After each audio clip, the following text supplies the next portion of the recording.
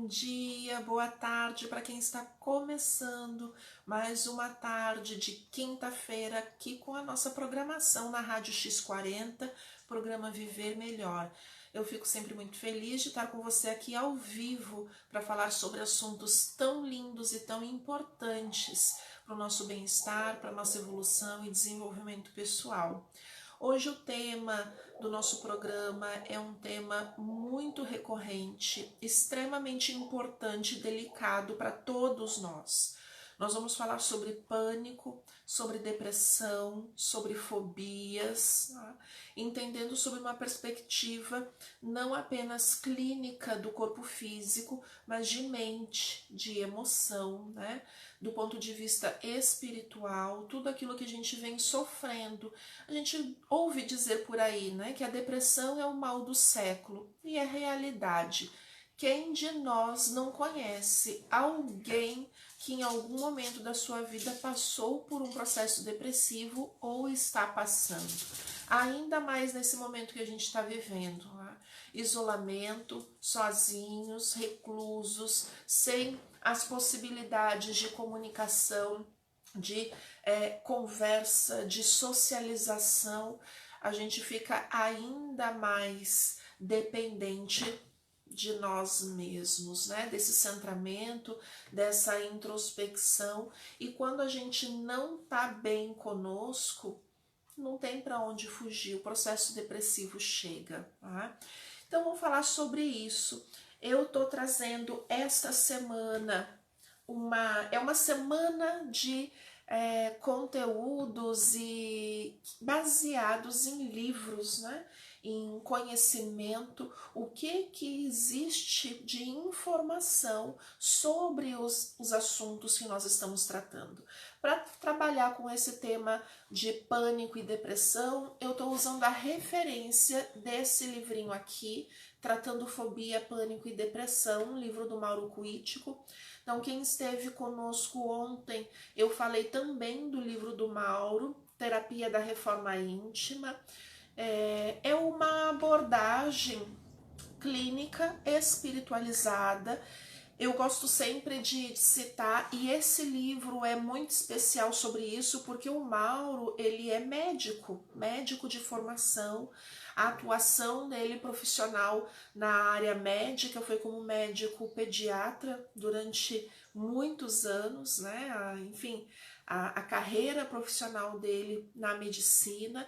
Então, nesse livro aqui, ele traz várias informações clínicas de funcionamento do corpo, né? A neuroquímica do nosso corpo, os hormônios. Ele vai trazer muita informação que eu não vou me aprofundar hoje, porque eu também não sou médica e ele faz com muito mais propriedade. Então, quem quiser aprofundar os estudos de hoje, eu indico muito a leitura desse livro. Ele é um livro que ele não é direcionado só para quem sofre com o transtorno do pânico ou para quem sofre com a depressão. Ele é um apoio, ele é um orientador para todos nós que convivemos com pessoas que sofrem desses males, né, de pânico, depressão, fobias, os medos extremos. Porque aqui a gente tem um norte, um orientador sobre o que pode estar acontecendo com essa pessoa.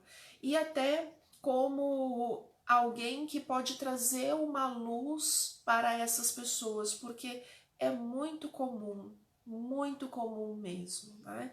No momento em que uma pessoa que sofre com o transtorno do pânico, que é altamente debilitante, incapacitante, né? As pessoas que têm o pânico, elas não sabem a hora que vai chegar.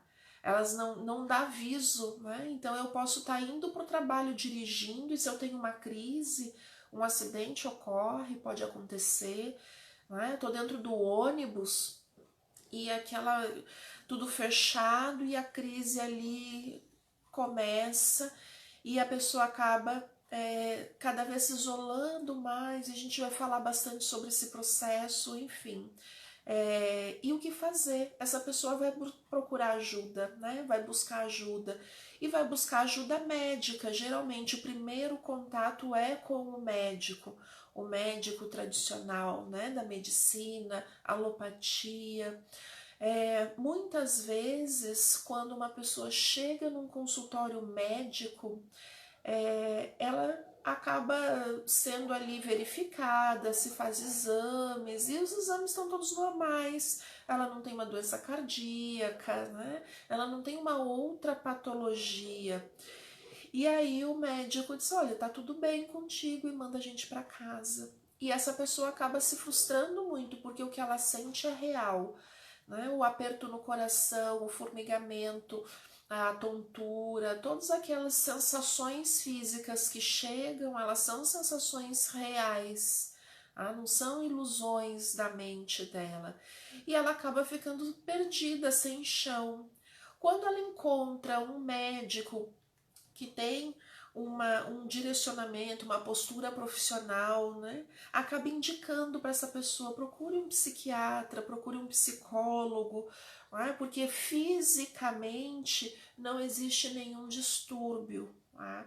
Agora, o que você sente pode estar sendo causado por alguma questão psicológica, enfim, que está somatizando no corpo.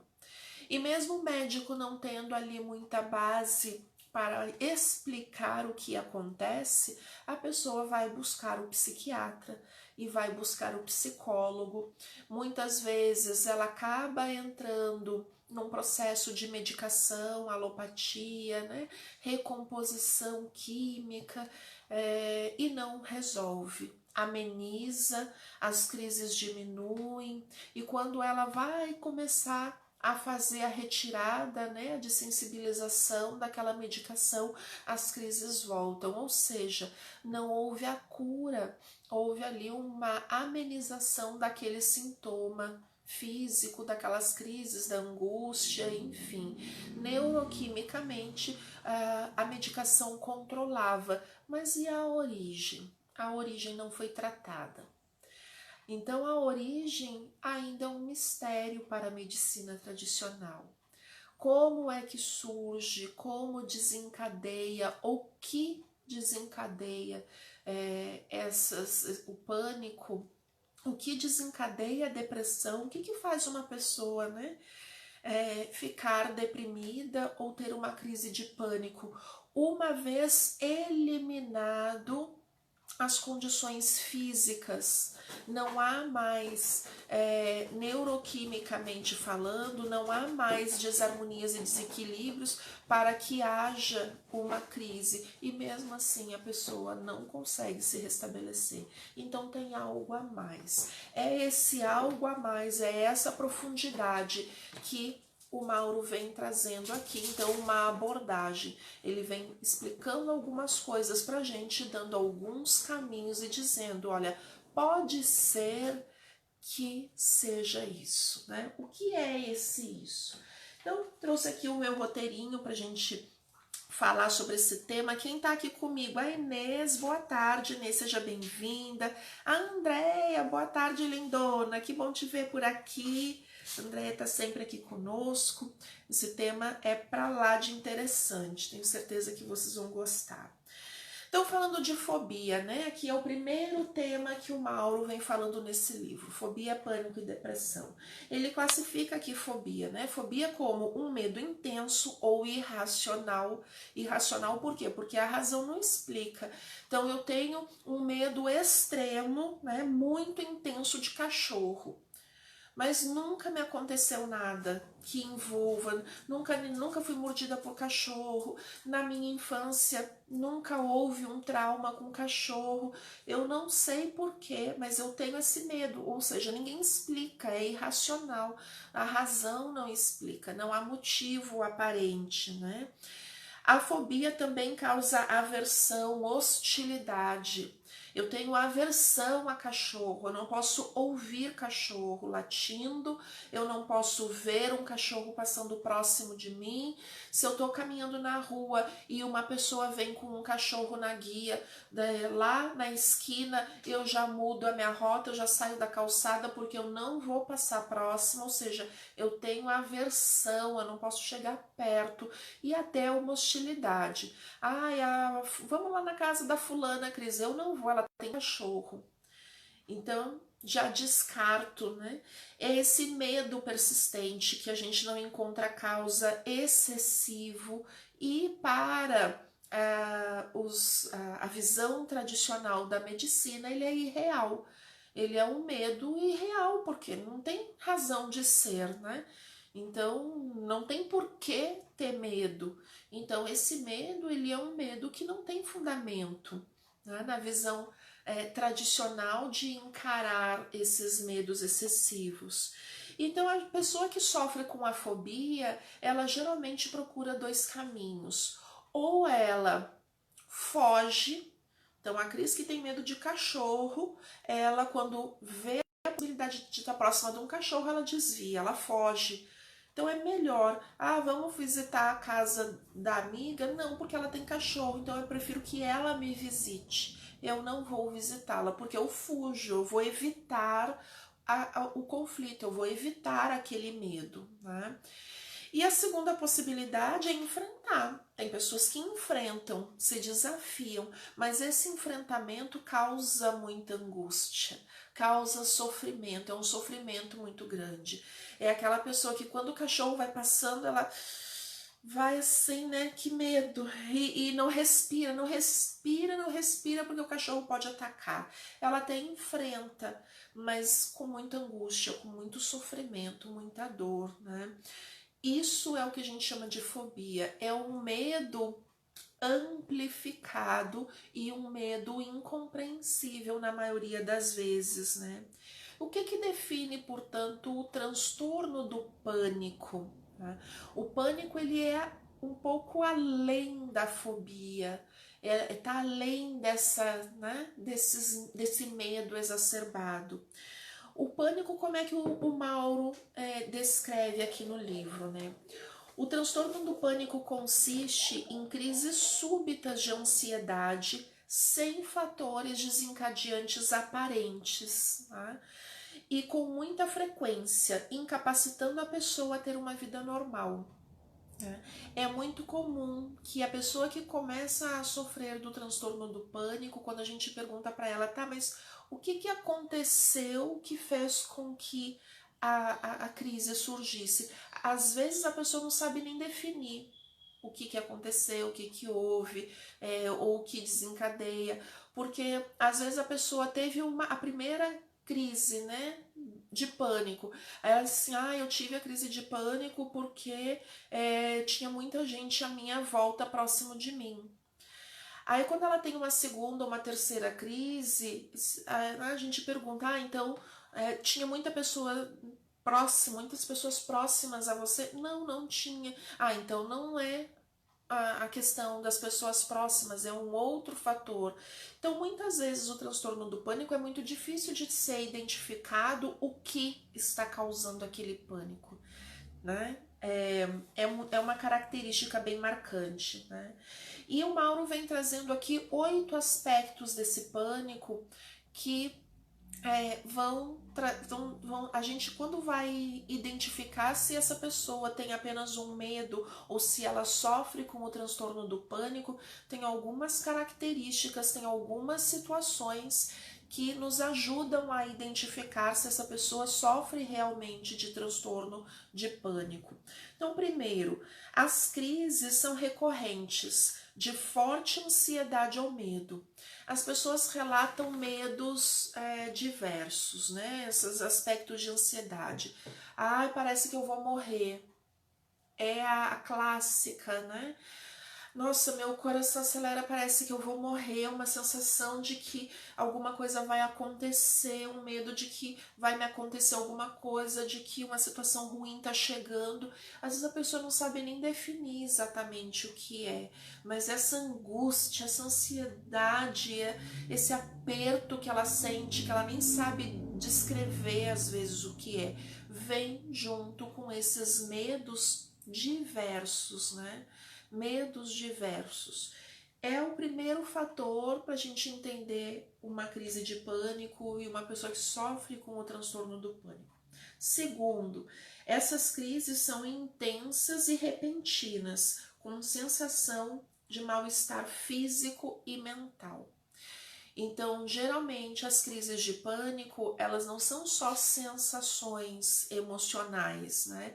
Elas vêm junto com ela a somatização no corpo físico, taquicardíaca, hiperventilação, né? A respiração ofegante, parece que a pessoa correu uma maratona e ela tá ali sentadinha, formigamento nos membros, né? Principalmente nas extremidades, nas mãos, nos braços, nos pés, tontura, enjoo, vômito, enxaqueca, dor de cabeça, algum atrapalho, embaçamento de visão, né? Distúrbios auditivos, então eu não estou escutando direito o que as pessoas estão me falando, e também mentais. Então alguém fala comigo e eu não entendo, eu não consigo conectar as ideias. A pessoa me pergunta o que está acontecendo e eu não consigo articular as ideias para falar para a pessoa o que eu estou sentindo ou como eu estou me sentindo naquele momento. Então, são características clássicas também de quem está passando por uma síndrome do pânico. Terceiro, comportamento de fuga do local onde se encontra. É muito comum que no momento em que a pessoa está tendo uma crise de pânico, ela quer sair daquele local. Então, se ela está... Eu atendi uma vez um senhor aqui no consultório em que ele tinha o transtorno do pânico, e o transtorno do pânico dele estava muito relacionado com as questões de relações, né? Relacionamento interpessoal é o que a gente chama de agorafobia. Então, agora ali no sentido de relacionamento, né? Onde a gente se relaciona, então tudo que envolve ele conversar com outras pessoas.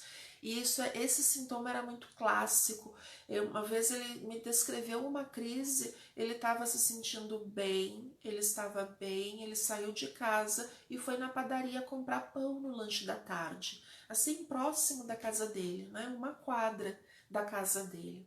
E ele estava na fila do caixa com um pãozinho na mão, estava na fila do caixa para pagar o pão e ir embora. E ali na fila do caixa ele já começa a suar e ele já começa a tremer as pernas, a fraqueza, e aí ele começa a passar mal e ficou muito pálido, né? A falta de ar, e ele não conseguia pedir socorro, ele não conseguia falar. E a moça do caixa que conhece ele, sabe quem ele é, tudo, perguntou se ele estava bem, o que ele tinha, que estava passando mal, e ele não conseguia falar. Aí que a moça do caixa pediu ajuda para um colega que estava ali próximo, né, uma pessoa conhecida, que estava de carro, estava com um carro bem na frente da porta da padaria.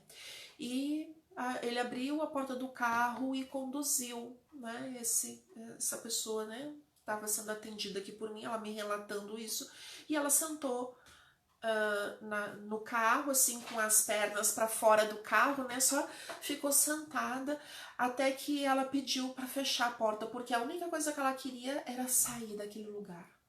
Era sair daquele meio onde ela estava, né? Ela precisava sair dali. E ela fala que no momento em que ela pediu para ir para casa né, e fazendo gesto e falando palavras curtas e fazendo gesto, e ali a pessoa entendeu que ela morava próximo, se quando arrancou o carro, aquela uma quadra que a pessoa percorreu para chegar até o portão da casa, disse que quando ela chegou em casa ela estava bem. Então, em segundos, segundos, minutos, né? Mudou, o contexto muda, mas aquilo foi de né, a força, a intensidade e a fuga. Eu preciso sair daqui, né? É uma característica muito marcante. Quarto item, não tem um motivo aparente, né? Então ali não tinha ninguém em volta dela, ninguém conversou, ninguém fez um movimento brusco, não teve algo que pudesse dizer assim, olha, alguém me impressionou contra a parede, ou né, eu me senti encurralado. Não teve, tava ali normal, né, as pessoas normalmente, como elas agem, enfim. Então, não necessariamente tem motivo aparente uma crise de pânico. Quinto item, a pessoa se sente, o corpo físico responde como se o corpo estivesse se preparando para um acontecimento muito grave. E aí é que entram todas as sensações físicas, né? Quando a gente leva um susto, por exemplo, né? Alguém vem e assusta a gente. Quando a gente recebe aquela primeira informação, né, o corpo físico rapidamente reage. Então, o que acontece? A noradrenalina sobe, que é aquele hormônio capaz, né, que nos dá a reação imediata. Com um tempo prolongado da noradrenalina, o nosso corpo começa a produzir adrenalina, porque é a adrenalina que vai nos dar o comando de ação, de reação, né? Então, o que acontece quando a gente leva um susto, aquela coisa que a gente não está esperando? Primeira coisa, o coração acelera, né? É a ação desses hormônios, noradrenalina e depois adrenalina. Nosso nível de serotonina baixa, né? E a adrenalina sobe. O que acontece quando a gente está dentro de uma síndrome, de uma crise de pânico? Quando eu estou dentro desse contexto, a minha adrenalina ela não vai baixando da mesma rapidez que baixa quando eu levo um susto, porque depois que eu vejo que foi só um susto, o que o meu campo mental faz? Manda um comando para o cérebro dizendo assim, foi só um susto, alarme falso, volta ao normal. E aí a gente respira, e aí vai aliviando, o coração vai voltando a bater normal, e a tremedeira passa, né? Porque o meu corpo mental já entendeu que foi só alarme falso, não tem perigo, não estamos correndo perigo.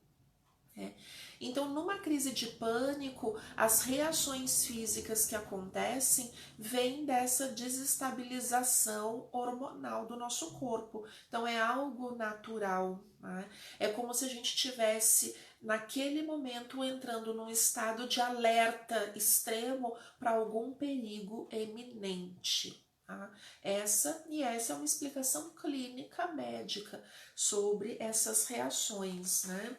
É algo natural, desencadeado. Sexto item que o Mauro cita aqui no livro dele sobre o transtorno do pânico. Pode durar minutos ou horas. Então não tem um tempo pré-determinado, pré-estabelecido. Quando dura pouquinho é só um medo, quando dura muito é pânico. Não. Então a crise do pânico não tem um padrão para acontecer, pode ter duração prolongada.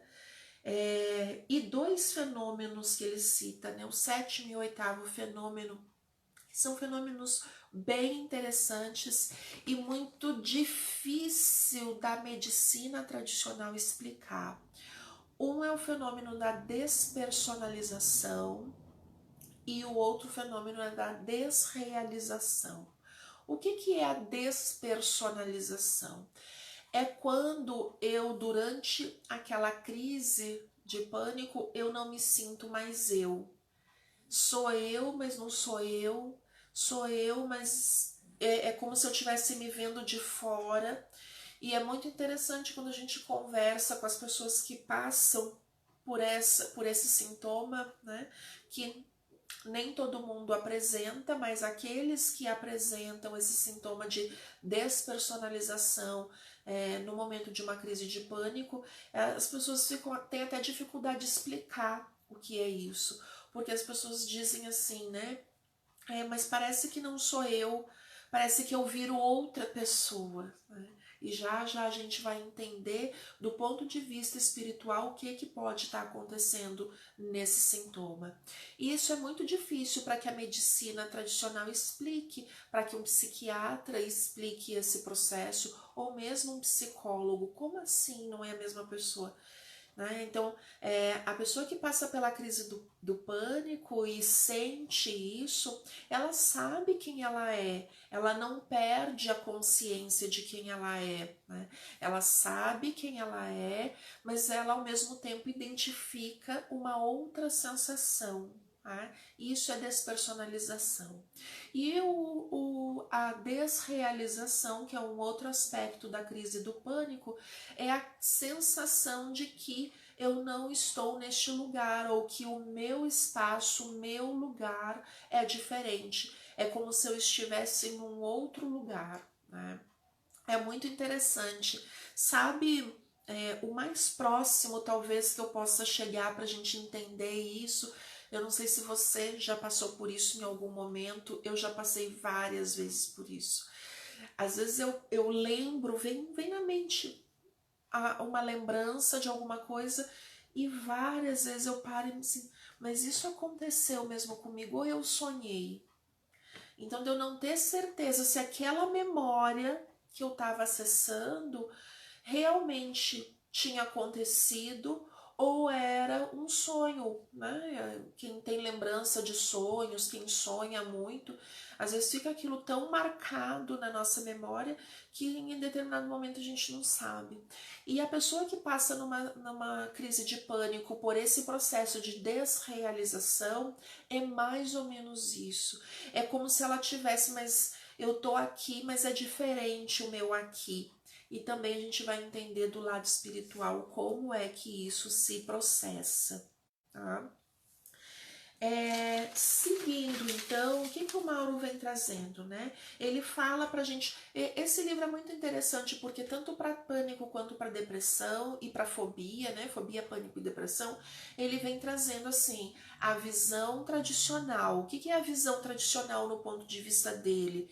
É o que a psiquiatria e a psicologia entendem sobre esse assunto. E aí ele vem trazendo a visão reencarnacionista. Como é que um reencarnacionista olha para esses acontecimentos, né? Então, o que ele vai falar sobre o tratamento pelo ponto de vista tradicional, psiquiátrico, né? Para esses sintomas de corpo físico, o médico psiquiatra vai atuar no tratamento da desarmonia física. Então, vai ter um tratamento voltado para estabilizar a serotonina, para abaixar nível de adrenalina. Quando a gente está numa crise de pânico, que a gente vai para o hospital, a primeira coisa é soro, né, para voltar o batimento cardíaco natural, né, o ritmo natural. Vai ter ali uma medicação para que a gente volte a ter a sensibilidade, ou para diminuir o enjoo, enfim, dependendo da queixa física que cada pessoa tiver. Geralmente o tratamento tradicional da medicina psiquiátrica vai envolver os sintomas físicos, né? E não necessariamente a origem do problema. Lá no tratamento tradicional psicológico, qual vai ser a abordagem? Vai ser a tentativa de entendimento da origem desse problema, entendendo a origem como algum trauma, algum possível trauma vivido, alguma memória que essa pessoa tenha, mas uma memória desta vida, um trauma desta vida. Então, o psicólogo vai nos levar até a nossa infância. E algumas escolas de psicologia chegam até o período da gestação, né? Então, até lá quando a minha mãe estava grávida de mim, o que a minha mãe de repente poderia ter passado e que impregnou esse trauma, essa memória, esse medo em mim, e por algum motivo isso se desencadeou e alertou na minha vida adulta, por exemplo, né? Então a psicologia tradicional, ela vai buscar as origens, tratar as origens, mas todas as origens que estiverem nessa vida, que eu tenha acesso pela lembrança consciente, né? E aí, pela visão que o Mauro traz, que é uma visão reencarnacionista, ele vai dizer assim: na maioria das vezes, a origem dessas crises de pânico não está nessa vida. E a origem nunca é no físico. A origem, ela existe onde? Onde é que a gente encontra informação dessa origem? No inconsciente da pessoa. E esse inconsciente, isso a psicologia entende, que está no inconsciente. Então aqui é um ponto de convergência, né, com a psicologia tradicional. Está no inconsciente.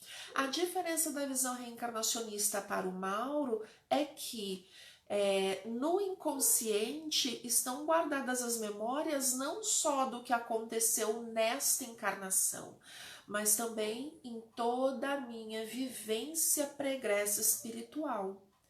Então, se existem vidas, passagens pela Terra anteriores a essa que eu estou vivendo como Cris, essa memória, ela existe, e ela está onde?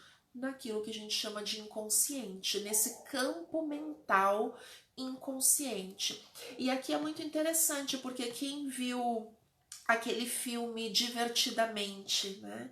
É uma animação, é um filme da Disney, e é um filme maravilhoso, muito usado pela psicologia hoje para explicar de uma forma divertida e lúdica o que acontece com a nossa mente em relação às memórias. Quem assistiu o filme vai lembrar, quem não assistiu eu recomendo, veja, fica aí programação para o final de semana. No filme Divertidamente, existe ali no cérebro, né, da pessoa, existe uma central de comandos. E essa central de comandos, quem é que comanda? Quem está ali comandando as memórias são as emoções, né? Então tem ali a emoção da tristeza, tem a emoção da alegria, tem a raiva, tem o nojinho, né? Então a gente tem ali os personagens do filme que são as emoções, as nossas emoções. E naquela central de memória, né, tem aquelas memórias que estão ativas. Então cada memória que uma pessoa tem lá no filme é mostrado como uma bola, como se fosse uma bola de boliche, né? E cada experiência que uma pessoa vive, então é uma bola que é criada. Então, se eu estou vivendo uma experiência agora, falando com vocês aqui, isso gera uma bola, é a bola da minha memória desse momento que nós estamos vivendo, né? Cada bola dessas tem uma cor, vibra numa cor. Para mim, essa experiência está sendo muito boa. Então, essa memória vai ter uma cor alegre, vai ter a cor da alegria. Se essa experiência para mim tivesse sendo traumática, ruim, dolorosa, ela teria uma cor de dor, de tristeza, de sofrimento, né? E essas memórias, na medida que elas vão acontecendo, é um processo natural do nosso campo mental, que algumas memórias elas ficam mais ativas e outras memórias a gente vai jogando lá num espaço escuro, que é o que a gente chama de inconsciente. A memória tá lá, a memória existe, né? E aquela memória tem uma cor, ou de raiva, ou de alegria, ou de sofrimento, de tristeza, de decepção, de felicidade, né? Cada memória tá lá. Mas essas memórias que estão lá no cantinho, no escurinho, eu já nem lembro mais delas, mas elas estão lá. O que eu lembro é aquilo que está no meu consciente presente, tá? Então, dessa forma fica muito fácil da gente entender. Claro, eu estou fazendo uma alusão, isso não está no livro do Mauro, né? Mas é para a gente entender esse processo de quando a gente se reconecta com essas memórias. Então, na visão reencarnacionista, quando a gente fala de crise de pânico e de transtorno de pânico, o que acontece com a pessoa? Em algum momento da minha vida, algum gatilho é disparado. O que é um gatilho? Alguma situação, alguma pessoa, algo que acontece que faz com que eu entre lá naquela parte do inconsciente e acesse a memória, aquela memória dolorosa. Só que eu não acesso a memória como um todo, eu acesso apenas a memória do sofrimento, ou seja, a memória emocional.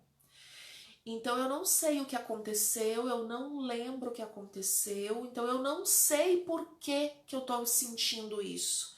Eu não entendo por que eu tô angustiada, eu não entendo por que eu acho que eu vou morrer, eu não entendo, eu só sinto, né? Então, quando a gente vai entender o pânico pela visão reencarnacionista, o medo, ele não é irracional, ele é bem compreensível. Eu só não sei que situação ele aconteceu, porque eu tô lembrando só da emoção. Eu não estou lembrando da ação.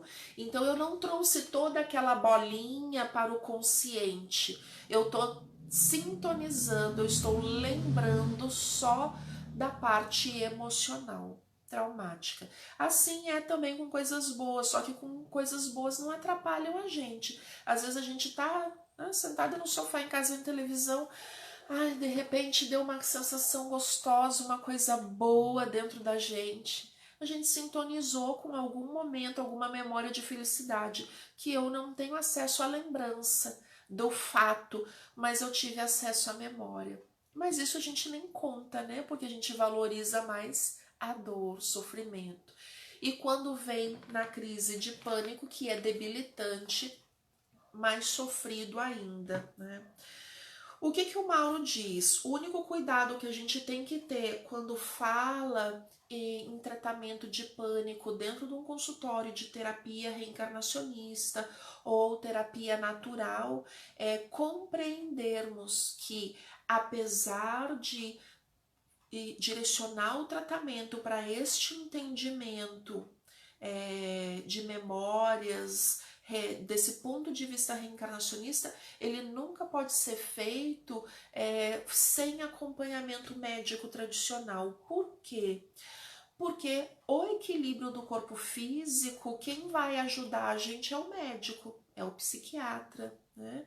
É o cardiologista, o neurologista. E por que é tão importante? Porque além dele ser o profissional responsável por harmonizar a nossa neuroquímica, ele também é um profissional que vai poder dizer se aquela crise de pânico, ou seja, aqueles sintomas, de repente não necessariamente é uma crise de pânico, porque existem outras doenças que provocam sintomas parecidos com o pânico, tá? Então o Mauro cita vários e ele explica por que não vem ao caso, mas está aqui no livro dele, né? Ele vai falar hiper e hipotiroidismo, hiperparatireoidismo, convulsões, doenças cardíacas, disfunções vestibulares que tem a ver com o canal auditivo, né? Equilíbrio, labirinto. Então essas disfunções vestibulares podem causar sintomas muito parecidos e outras que ele cita. Então ele diz, olha, pode ter a origem espiritual, mas ela nunca pode ser tratada separado do físico. É preciso ter um tratamento conjunto, né?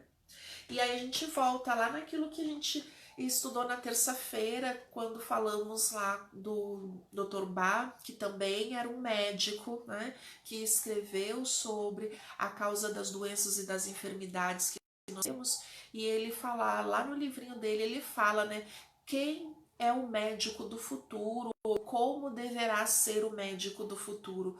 O médico do futuro é esse que compreende o ser humano, não só pelo seu componente clínico físico, corpo físico, mas que integra também o entendimento do ser humano como um mental, uma consciência e um corpo aí espiritual, ou seja, uma essência divina, que o Dr. Bach chamava de alma.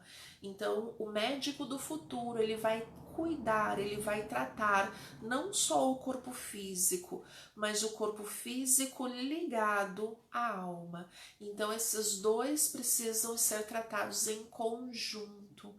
Enquanto nós ainda não temos a nossa medicina voltada para essa concepção, a gente precisa sempre trabalhar em conjunto com o médico, né? Então, o terapeuta natural, o psicoterapeuta sempre vai atuar em conjunto com a medicina, né? Não tem como ser diferente. Então, aqui a gente vamos fazer uma pausa no pânico, eu vou entrar em depressão para depois a gente já encaminhar para o entendimento de como tratar isso, né? Quais são os fatores de tratamento principais, tanto para pânico quanto para depressão. O que o Mauro vem trazendo aqui sobre depressão, né? Ele apresenta aqui 4 itens bem interessantes sobre depressão, né? Um sentimento de incapacidade de lidar com a vida, sentimento de que não vale a pena viver, né? A sensação de querer se afastar de tudo e de todos, prováveis tentativas de suicídio. E aqui na página 149, ele vem trazendo cadê aqui? Eu não vou ler tudo, não tem porquê, mas ele vem trazendo uma série de sintomas, na 149, 150, aqui, 150, tudo isso aqui é sintoma, né? Sentimento de culpa sem justificativa, inquietação, irritabilidade, impaciência, chorar à toa, ter dificuldade para chorar, sensação de que nada vai melhorar, desesperança, né? Afastamento de amigos e pessoas, vontade de ficar sozinho, queixas e lamentações frequentes, apetite e sonos alterados, pessimismo, dificuldade de tomar decisões, enfim, a lista é extensa. É preciso ter todos esses sintomas para dizer que uma pessoa está em depressão? Não. E por isso que às vezes esse processo depressivo é tão difícil de ser diagnosticado, né? Ou muitas vezes nós estamos passando por um momento de tristeza e equivocadamente nós falamos que estamos depressivos e de repente nem estamos depressivos. Estamos vivendo um luto, estamos vivendo aí um processo de tristeza, mas não necessariamente é depressão. Então aqui ele tem essa lista e a orientação dele sobre como a gente compreender se isso que a gente está vivendo ou sentindo nesse momento realmente é ou não depressão. E claro que se a gente tiver vários desses sintomas juntos, muito provavelmente isso sim é depressão, né? O que ele diz muito claramente, o que a gente não deve fazer? Porque para quem está vivendo esse processo, quer saber o que deve fazer para sair dele. Mas e a gente que está fora de um processo depressivo, e o que a gente não deve fazer? E o Mauro é muito taxativo aqui, e ele diz, olha, isso aqui até dentro da visão tradicional, da medicina tradicional, isso é compreendido, né? A gente nunca deve dizer para o deprimido que o problema é falta de força de vontade. Vamos se animar um pouquinho. E às vezes a gente, na tentativa de querer ajudar, a gente diz para a pessoa, tu precisa tentar, é só tu querer, quem quer sai da depressão. E não é bem assim, né? Não é dessa forma, não é falta de força de vontade. Eu já ouvi até, né, uma pessoa dizendo assim, isso é falta de vergonha, não tem vergonha na cara, a pessoa é preguiçosa, só quer ficar atirada em cima de uma cama, e não é isso, gente, né? Então é importante a gente ter este cuidado, porque não é falta de força de vontade, né? O que na página 145 o Mauro vem trazendo para a gente, né? Sobre a psicologia, a psiquiatria, a filosofia, né? Ele diz assim: a psicologia, a psiquiatria, a filosofia ocidentais, seguindo a concepção não reencarnacionista, não conseguem transmitir aos seus pacientes e às pessoas em geral uma perspectiva, uma finalidade mais profunda para a qual viver, um compromisso real consigo mesmo. E pior, procuram na infância e na vida dessas pessoas os vilões que devemos aceitar e perdoar, né? E às vezes a pessoa que tem essa visão diz assim, o problema foi o pai e a mãe que traumatizaram essa criança, e agora adulto está sofrendo isso. E às vezes não tem nada a ver com isso, né? Não faz sentido. E a dificuldade da pessoa que está num momento depressivo de encontrar sentido para a sua vida, de encontrar propósitos para a sua vida, né? Essa é a grande dificuldade. E pior ainda é quando, às vezes, a pessoa é reencarnacionista, acredita em reencarnação e bota o dedinho na cara da pessoa que está em depressão e diz assim, foi você que pediu isso, é a lei da ação e da reação, agora aguenta. Cadê a amorosidade, né? A gentileza? Cadê o sentimento de união, de evolução entre todos nós, né? Enfim, qual é a visão que o Mauro traz, que é a visão reencarnacionista com base nos estudos que ele fez? E levando em consideração que no momento em que o Mauro escreveu esse livro, ele já tinha deixado a medicina, a prática da medicina tradicional, e já tinha mais de 10 mil casos atendidos, estudados com a psicoterapia reencarnacionista, né? Então isso, o que ele escreveu aqui não veio de uma hora para outra, não veio uma informação do além e disse assim. Ele testou. Tanto é que só nesse livrinho aqui deve ter mais de 15 casos, porque ele tem casos de fobia, pânico e depressão. Então ele conta estudos de caso. Para quem quer estudar, esse livrinho é maravilhoso, porque ele explica e ele conta na prática o que acontece dentro do consultório. Tá? O que ele vem trazendo então sobre a visão reencarnacionista? Primeiro, todas as memórias de experiências passadas estão arquivadas em nosso inconsciente. Lá aquelas memórias que eu falei antes, né? Que fica muito fácil da gente entender pelo Divertidamente, pelo filme. Tudo que eu já vivi na minha vida está registrado como memória no meu inconsciente. Mas eu não lembro, mas está lá. A informação está lá. Ou está aqui, né? Segundo item que o Mauro traz nesse livro de importante. Ao longo da vida, gatilhos ativam parcialmente essas memórias. Então, vamos supor que numa encarnação passada eu tenha morrido em decorrência de um ataque de lobos. Então, eu morava próximo a uma floresta e eu caminhando fui atacada por lobos. Tá?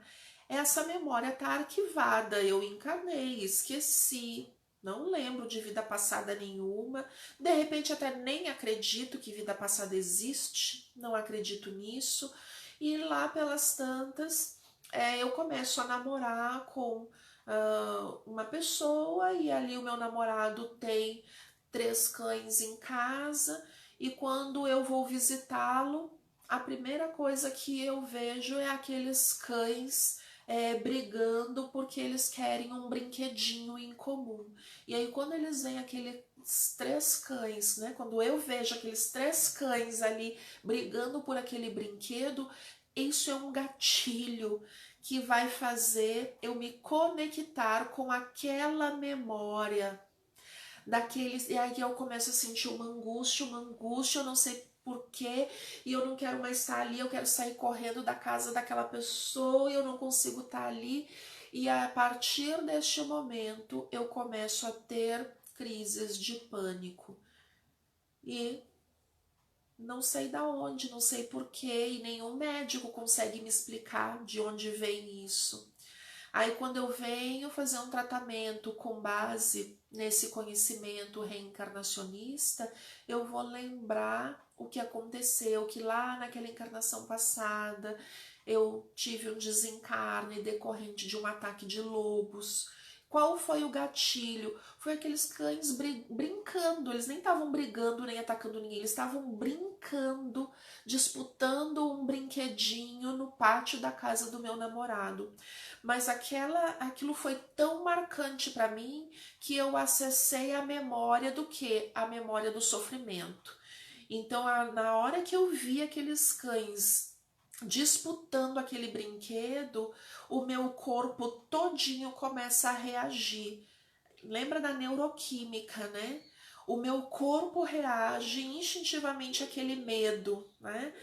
De que algo ruim vai acontecer. Eu vou morrer, porque lá naquela vida passada eu morri em decorrência do ataque, né? Eu acessei a memória da dor, do sofrimento, né, do ataque, mas eu não acessei completamente, então não veio para o consciente, continua no inconsciente. O que veio para o consciente? Só a emoção. Né?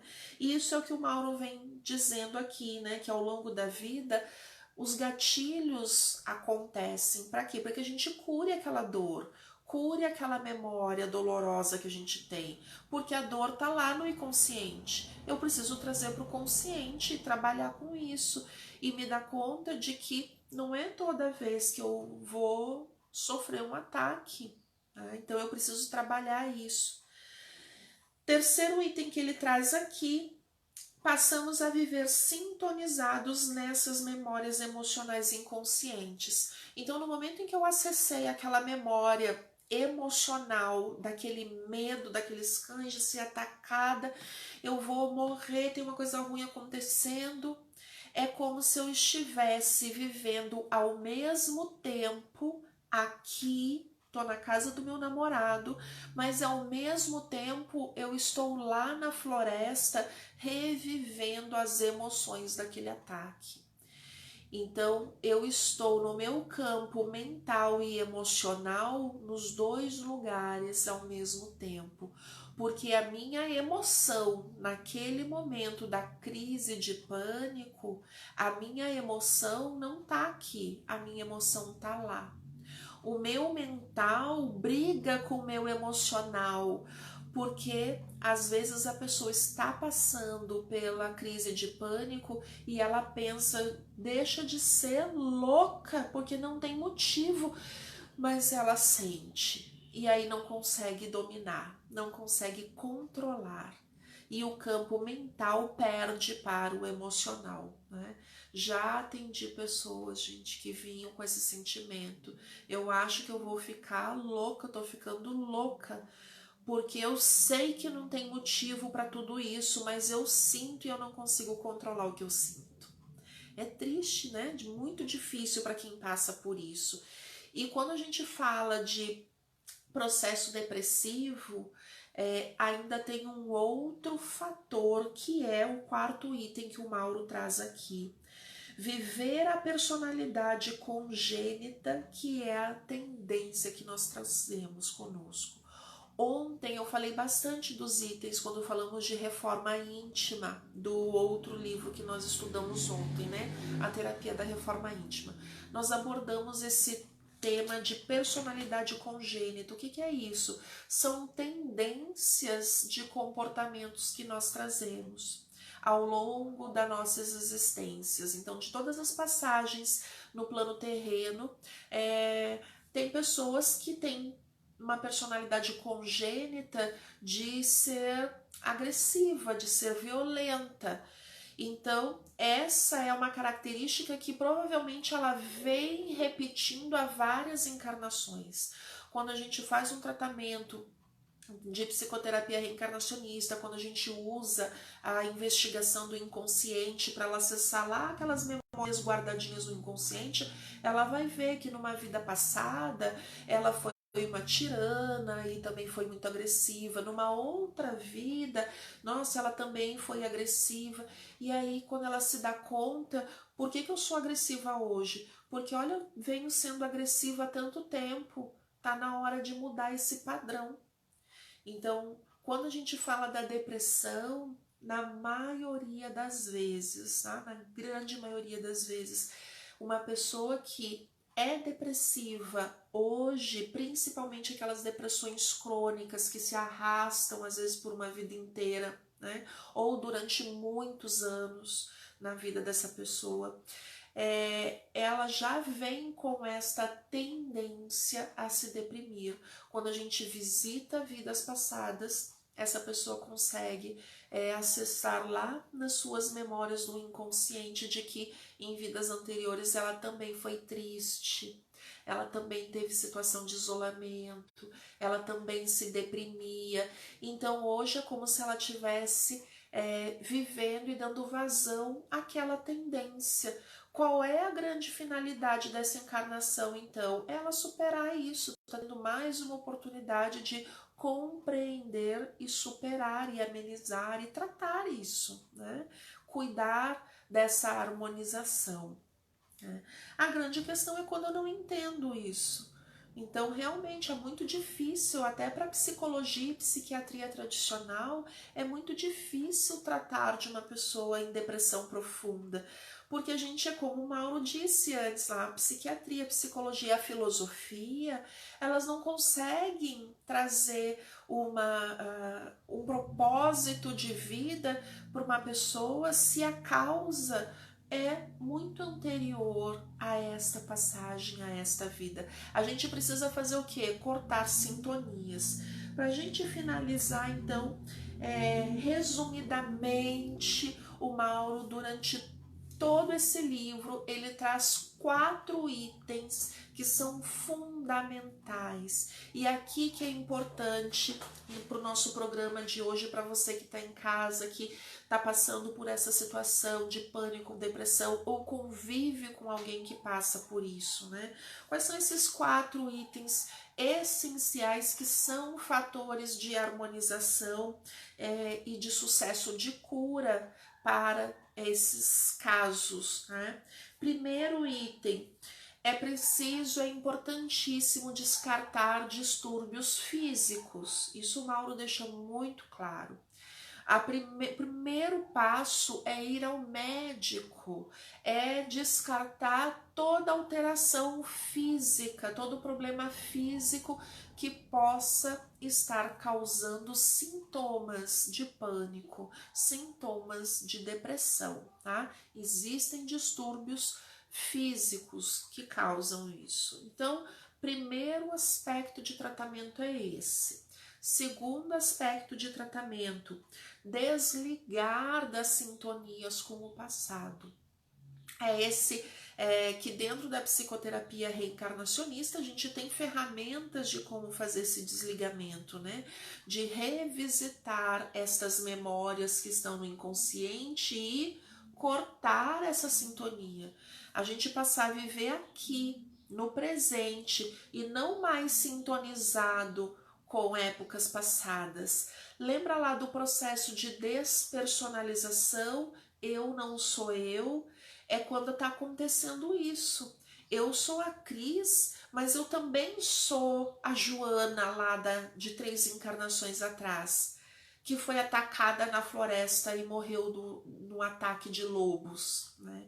Então, naquele momento da crise, parece que eu não sou eu, e naquele momento eu não sou mesmo, porque aquela memória não é da Cris, aquela memória é da Joana, que hoje está encarnada como Cris.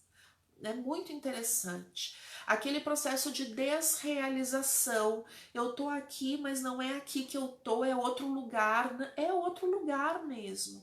Porque agora eu tô na casa do meu namorado lá vendo os cães brincarem, né? Mas lá naquela memória passada eu tava na floresta. Era um outro lugar, né? Então, essa visão explica aquelas sensações que a pessoa tem no processo da crise. E a gente precisa desligar. Esse é um outro segundo fator de sucesso para um tratamento, tá? Tanto de pânico quanto de depressão. Desliga. O terceiro item, a pessoa precisa encontrar propósitos de vida. Qual é o meu propósito nesta vida, nessa encarnação? São os objetivos, o que eu venho construir, nem que sejam objetivos pontuais, curtos e momentâneos. Ah, então agora eu vou continuar vivendo porque eu vou terminar de fazer uma colcha para minha sobrinha. Então é encontrar motivo para viver, propósito, por que estar aqui, né? Nem que esses propósitos sejam curtos, momentâneos, até que a gente consiga compreender e ter uma visão maior. Esse é o terceiro item fundamental para um processo de cura, né? Senão fica muito fácil a gente sucumbir. A gente não vê sentido na vida. Tô vivendo para quê? Não adianta mesmo. Não vou fazer mais nada, não presto para mais nada, né? É muito comum a gente escutar isso quando está tratando pessoas depressivas, crônicas, né? E o quarto item é realizar a reforma íntima. Eu me atrevo a dizer, e não conheço ninguém que superou realmente a depressão, né, sem ter feito um processo de reforma íntima, por mínimo que seja, sem ter feito uma limpeza interior, sem ter entrado, olhado para dentro de si em algum momento da sua vida. O processo de reforma íntima é fundamental. Não vai ter remédio que cure depressão, tá? Porque pode amenizar sintoma, mas não cura. Né? Não vai ter tratamento holístico, natural. E eu sou psicoterapeuta holística, né? Eu tô falando de vivência. Não existe o melhor tratamento holístico, a melhor técnica que vá trazer a cura para a pessoa se ela não fizer a reforma íntima. Mais uma vez, as técnicas, pelo menos todas as que eu tenho conhecimento, e que são muitas, tá? As técnicas holísticas, dita holísticas, naturais, integrativas, vibracionais, energéticas, espirituais, né? Elas vão trazer compreensão, entendimento, clareza, mas a cura mesmo se dá quando a gente mexe aqui dentro, tá? Esse é o caminho, não tem para onde fugir. E ontem falamos bastante sobre reforma íntima, foi o nosso tema. Se você ficou comigo até aqui hoje, nós voltamos ao tema de ontem, porque o caminho é esse. Gente, eu agradeço imensamente. Eu vi que a Andrea esteve aqui. Vamos ver quem mais esteve aqui comigo. A Ana Pinheiro, eu sofro do pânico até hoje. Ó, Ana, agora já tem um caminho delineado aí, né? De tratamentos, de possibilidades, um caminho a seguir para que resolva de uma vez por toda esse pânico. Olha, Osanir Neide da Silva, boa tarde. Meu pai tá por aqui, Linomar. A Andréia falou, tenho pavor de asas batendo, de inseto, ave, nunca entendi. Até ajuda os pássaros que caem aqui, mas eu tremendo pegar. Provavelmente tem alguma sintonia aí com alguma situação vivida, né, Andréia? Né? Investigar para ver. Se isso não tá te atrapalhando, menos mal, é uma fobia, não chega a ser pânico, né? É uma fobia, mas é bom tratar. E Ficamos por aqui, então. Eu vou deixar aqui nos comentários um link que é para quem quiser, acho que foi, para quem quiser ouvir mais, saber mais, pesquisar mais, no meu canal do YouTube Cris Coué Terapias Integrais, eu tenho uma playlist que eu falo sobre psicoterapia reencarnacionista, bem detalhadamente, são mais de 30 vídeos, olha, tem 30 horas aí de leitura, de estudo, de conversa, que eu deixei disponível no meu canal. Sintam-se à vontade para ir lá pesquisar, ouvir, fuçar esse conteúdo todo. É para nós. Eu espero você aqui amanhã falando sobre mentes inquietas. Vamos falar de transtorno de déficit de atenção e hiperatividade. Amanhã, a 1h, aqui no canal, no programa Viver Melhor, a nossa página aqui da Rádio X40. Grande beijo, até amanhã.